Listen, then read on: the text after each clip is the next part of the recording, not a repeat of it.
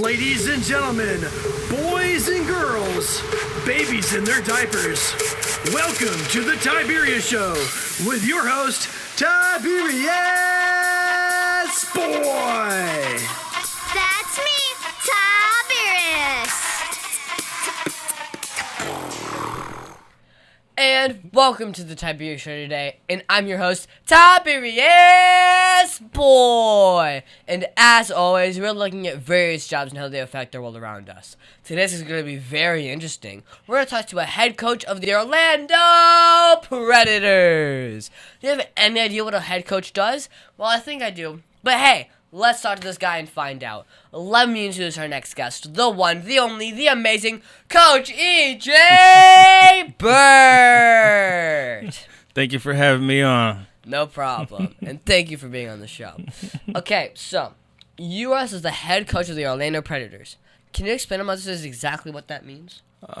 Just in charge of the team, and as far as the operations of the offense, defense, and just organizing things and bringing the championship back home to Orlando. That was basically my duties right now. So how did you become interested in coaching football? And what inspired you to become a coach for the Orlando Predators?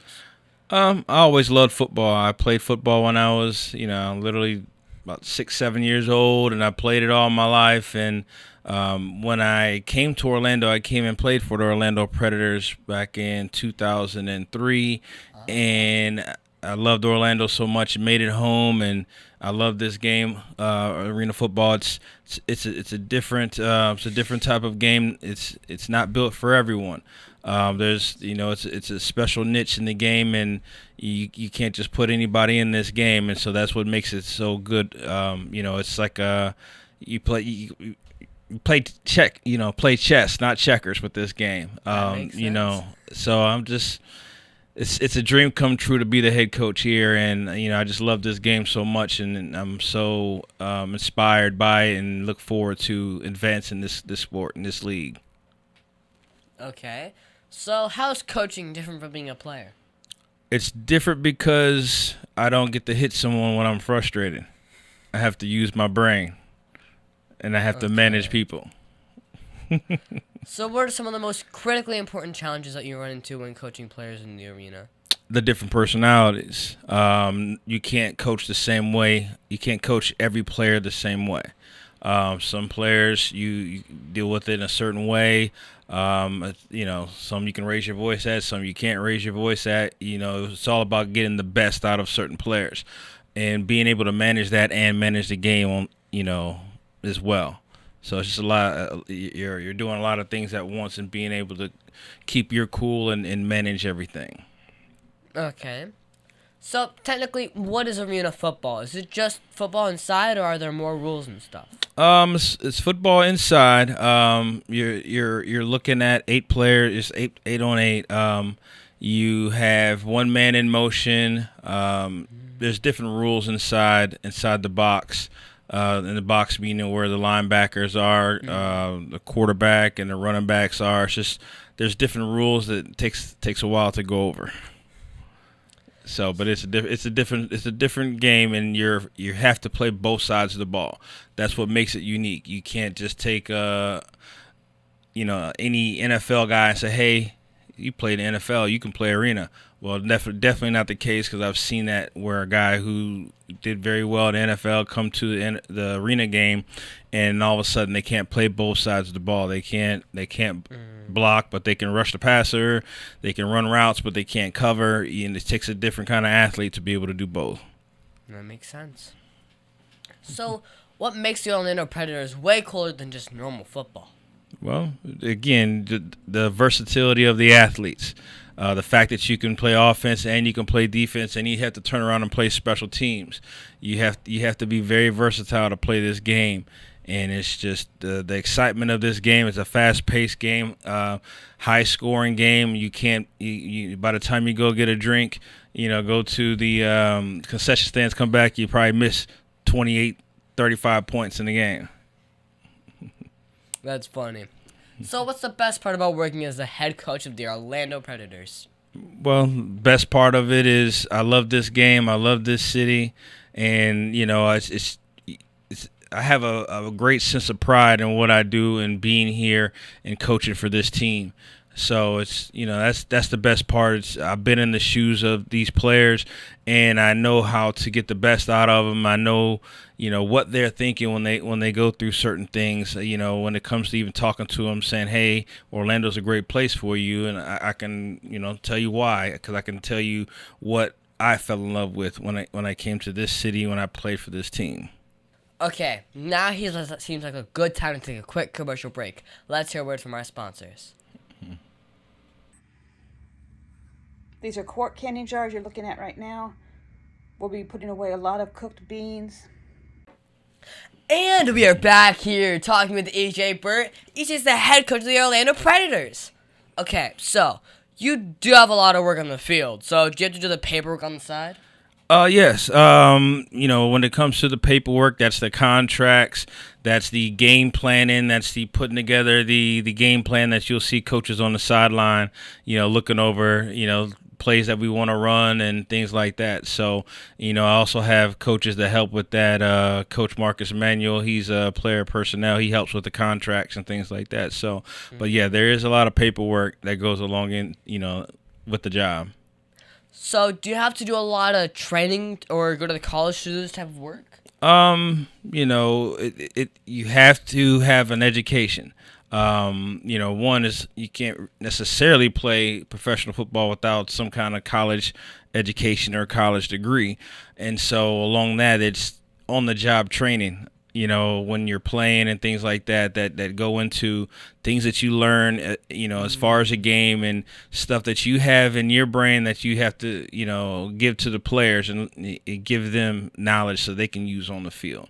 So it's a lot of on-the-job training, but yes, you do have to have some kind of education, whether you have the college degree. Some people leave college early to go to the draft or something like that, and they don't necessarily graduate. But you do have to have, some kind of college education on top of, again, on-the-job training. Okay. So how to get ready for a new season? Recruiting the right players to bring in here and, preparing to get the best out of them. What does this player do well? Make sure I do these things. How do I, with arena football, it's all about finding the proper matchups. So how can I put this player in a position to, be in a situation where he can score more points or he can stop the other player from the other team? Okay. So do you have to do a lot of interviews like this one? It goes along with it because you have to put the predator, get the Predator's name out there. We've been back for a couple of years, and you talk to people and they say they didn't know that the Orlando Predators were back. And so, with that being said, it's part of my job is to help push the Orlando Predators brand name back out there, so everybody can be excited about our season and be excited about our team and come support. Okay, so what's the best interview that you've been on? I would say this one. Okay. So when does the season start? And why should listeners get the tickets now? You should get the tickets now because they're going to sell out. And so you're looking at, last week of April, I believe April 27th, somewhere around there, that our season's going to start. Okay. So, who helped motivate or inspire you the most in following your dreams? You have my family. You have, coaches along the way that have coached me. Inspiration is also my family. I want to do great things for my family. I want my family to be proud of me. And it's just whenever I doubt myself or I'm having a tough time, your why has got to be bigger than your problems. Okay. So, what do you do after someone's had an injury? We have great medical staff to take care of that, and talk with the guys, find out what's wrong with them, and get them the proper treatment. Okay. Can you share a memorable moment or highlight from your coaching career? Being announced as the head coach of the Orlando Predators. Okay. So what's the hardest part about working in this field of arena football? again, it's like a game of chess. It's not. Well, the way you get the best out of players, get the best out of your team is you have to play chess. Like I say, it's finding the right matchups, and you understand the other teams are trying to do the same thing. So how can you move your chess pieces around and make sure that they don't get the best matchup that they're looking for? Bait them into what they think is a mismatch, and then they played right into your hands, kind of thing. I see. I can see now how it looks like chess. Okay. So, what's the craziest thing that has happened while you were doing your passion? Craziest thing? I don't know. I have to think about that. Crazy things that I can think of is when you get pushed to the limit, you have an injury as a player, and you feel like, oh, I can't go anymore, or I don't know, and then somehow your body says, you can go, you can still do this. And then I do remember one game I think it was in college, I might have sprained my ankle, but I didn't know it until I got in the shower. Oh, wow. You get in the shower and that adrenaline rush leaves you, and that water, cold water or whatever from the shower hits you. Then all of a sudden I couldn't walk when I got out the shower, and you didn't know your adrenaline was taking over. Ouch. So if someone wanted to work towards doing this for a living, what should they do first? One, get an education, and two, get out there and play the game. Play the game of football, and if arena football comes into play for you, dive right on in, and you'll find a good coach. Whether it's me, one of the other coaches from this league, we'll be here to coach you up. And so the best thing is to just jump on in. So, who can you say was the person that helped drive your passion the most? This is my family, my brothers, my parents. They just inspired me to be great, and they always supported me. Okay. Can't you provide an example of a situation that didn't go as planned, and what'd you learn from it? Didn't go as planned. Everyone has NFL aspirations. So one thing that's a tough time for all professional athletes or all professional football players, or say you're coming out of college and you don't get the opportunity to play in the NFL, or you get a couple workouts but it doesn't work out. What do you do from that point? Do you sit back and cry? Or do you say, all right, I'm going to continue to play. I'm gonna try some arena football, and in the long run, arena football is going to get the best out of you. And when it's all said and done, you might put together some good film, and now all of a sudden the NFL comes calling, or you go to another league. So if it doesn't happen right away, you still have to try something else. Right. You don't sit still. They say slow motion is better than no motion. That's true. Well, what advice would you give to my listeners if they wanted to go from working as a head coach of a football team? Just keep trying things, playing the game, and you're learning. Again, it's on the job training. So you're just get out there and try different things, learn the game, and you never know what happens. You never know who's gonna cross paths with you and teach you something that you can share. Okay. So what's the best advice you've ever received, and who gave you that advice? Probably my brothers. Just when I didn't want to leave home, I wanted to hang out, be at home instead of go see the world. They're like, this things here at home are going to, I'll quote one of my brothers. He's like, the streets is going to be here. So go out and see the world. Like, there's nothing in Akron, Ohio that's going to change. So go out and see the world. And if you decide to come back, come back. But you don't sit here and try to live this high school, college life. Go see the world. Don't just sit still and try to revel in what you've been doing. And you made it to Orlando. Yes, definitely. So, what was the very first job that you've ever had? I was a dishwasher at Rack's, which is like a similar chain to Arby's. Okay. So, Was there anything you learned from that job that helped you be a better head coach? Don't quit. Okay. because I did quit that job after like a week or two. But I think I was only like 16, and that was like my first job. I got my first check and said, "Hey, I got paid. I can quit now. I got money." Spent the money, and all of a sudden I'm like, Oh. now I need another job. Well, what message do you want to tell children all over the world about doing the work that you do? I mean, just do what you love. Do what you love and surround yourself with people who can help. Don't strive to be the smartest person in the room. Put yourself in a room where, there's people smarter than you in certain things, so they're all going to teach you something. Okay, well, on that note, let's do a quick break to pay some bills. And we are back here with head coach of Orlando Predators, EJ Burt. Now, EJ, what's the favorite part of your day?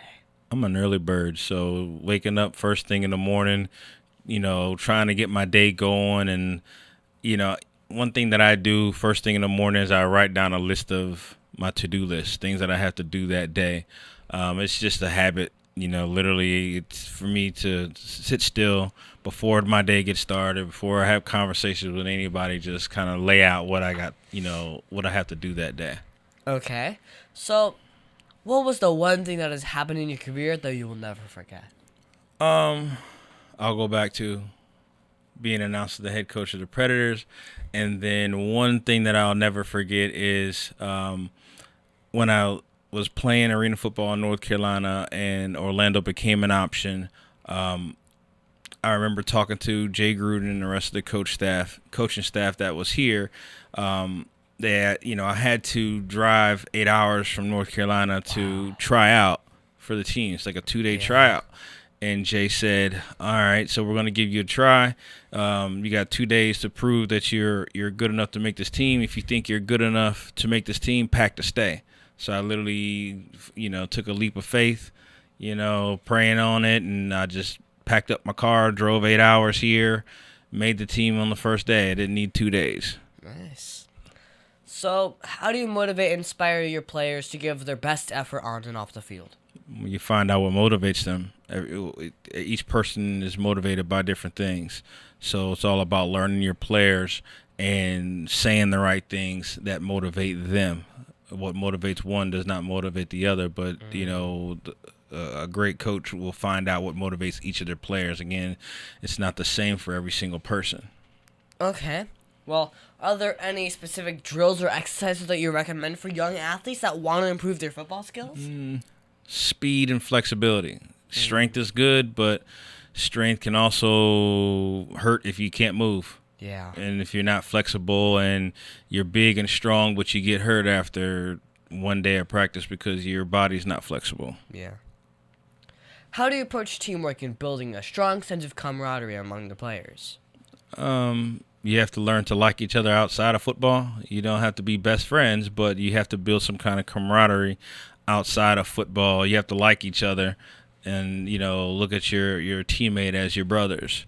And when things get tough, you all band together as brothers to get the desired result, which is winning a championship. So, when you're not working, what do you do for fun?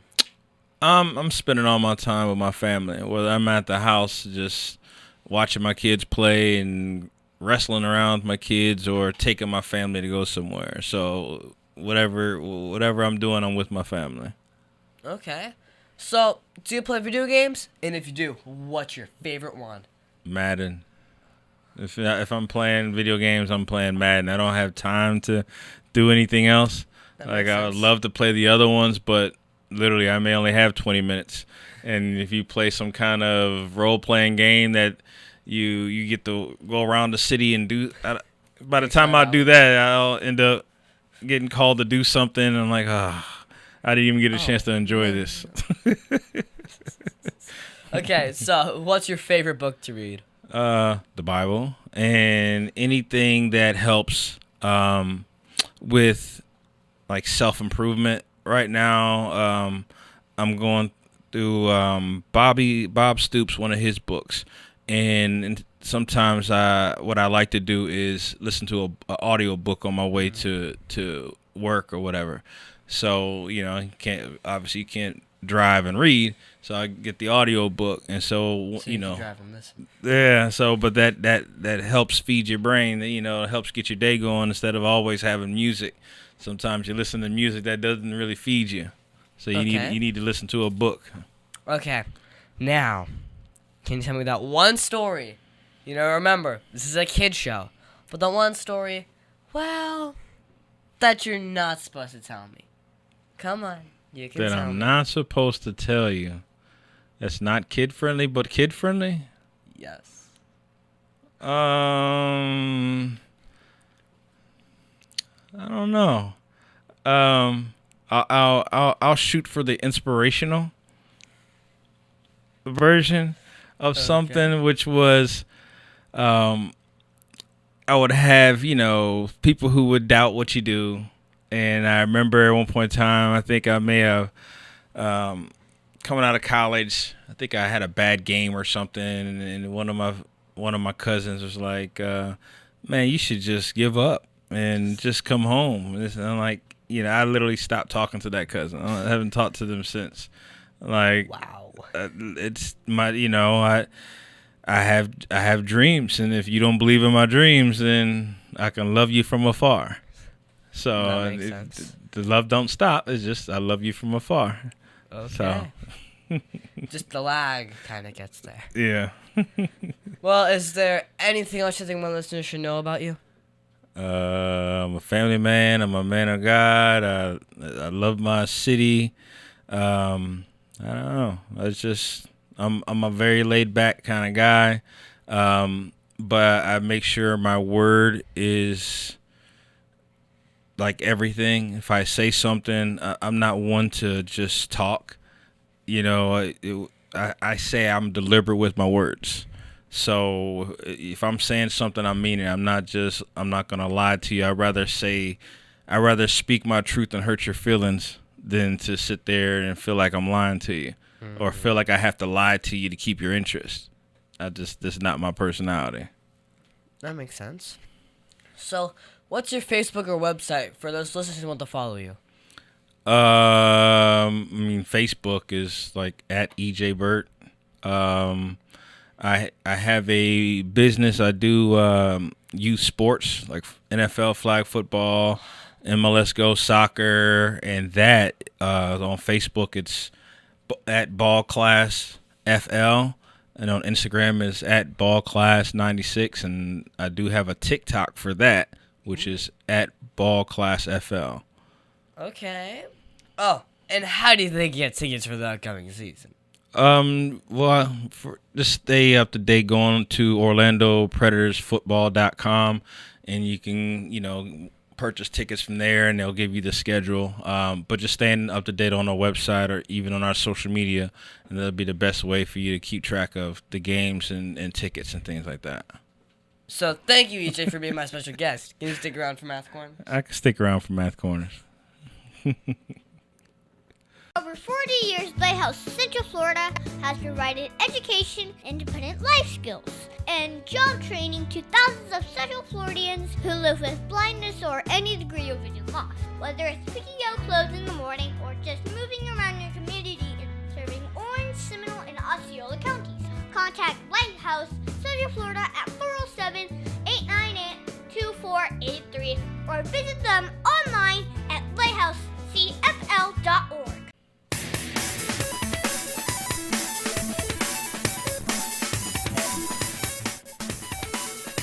Tiberius' favorite subject, it's Math Corners! And now it's time for Math Corners. Thank you so much, EJ, for helping with Math Corners. This week, we're going to do some more multi-step word problems. My dad is always good at finding new problems for me to solve. Today, we're going to talk about a fence. Okay. Okay, so John has a rectangular garden with a length of 10 meters and a width of 5 meters. He wants to build a fence around the garden to keep out rabbits. If the cost of the fencing material is $3 per meter, how much will it cost John to fence the entire garden? I have to answer that? Nah, I Okay. gotcha. Well, first is the real world problem because there are tons of people who own gardens that want to keep out animals. But rabbits? Really?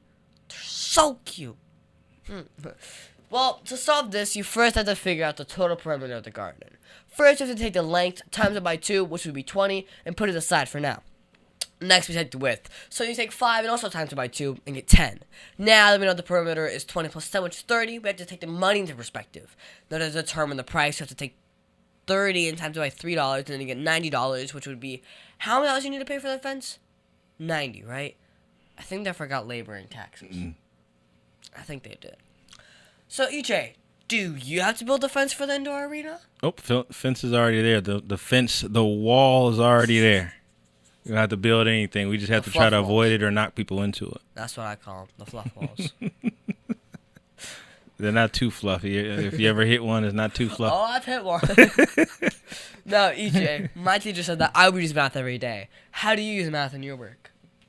When it comes to, being crunch time in the middle of a game, we're up by 7, we're up by 5. How do I make sure this game's out of reach? And time-wise, how do you correctly, eat this time up and leave the team with no time on the clock, or leave them with not enough time to do much of anything? Okay. Well, thank you so much, EJ, for your help with Math Corners. Thank you.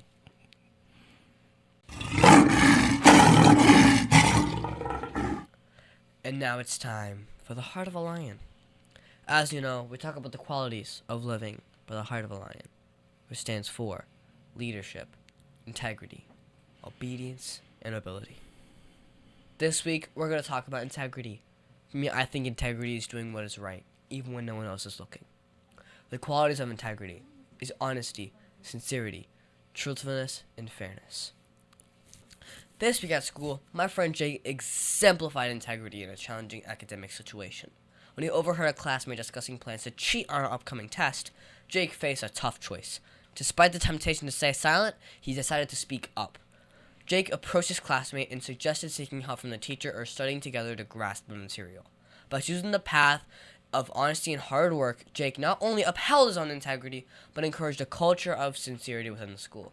His actions demonstrated that doing the right thing, even when it's difficult, contributes to a positive and ethical learning environment. Well, EJ, did you see you use integrity at all this week? I use integrity in everything that I do. Again, your word has to be your bond. It has to mean something when talking to players, saying, "Hey, I'd love for you to come to Orlando." You have to have integrity, and when you speak about your history, you speak on what you can do for someone. You have to make sure you can follow through on those things. Okay. Well, of all of the Heart of a Lion virtues, which is the one that you see the most? I mean, leadership is on all different levels. When you say leadership, your leadership coming from your coaches, leadership coming from your owner, to everyone from coaches down to the players, and then you're talking your players being the leader in the locker room. So you see that a lot. Well, we should always try to rely on strong in everything we do, shouldn't we? Yes, we do.